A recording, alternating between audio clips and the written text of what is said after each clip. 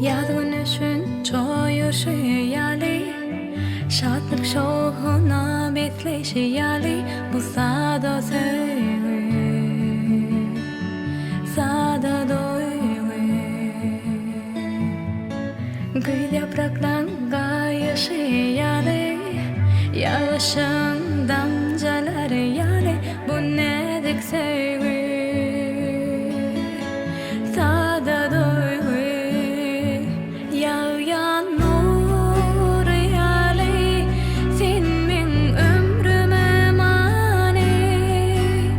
Bu tesin sevim Sana doyum Aşkın ateşi Yüreğimin yekece yari Sana sevim Sana doyum Ayadlı kışın bedeği yali Akçaga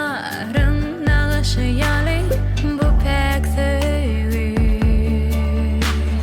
Sada doyvi Baharın zemini bedeşi yali Şeyda bilbillerim adı yali Ovadan sevi Sada doyvi Yağyan nur yali Senin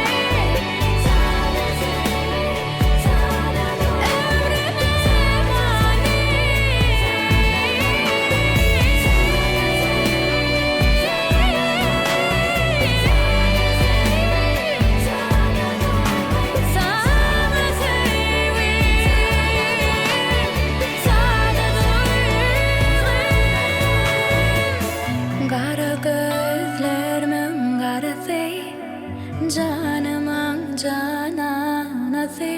Sada sevim Sada doyum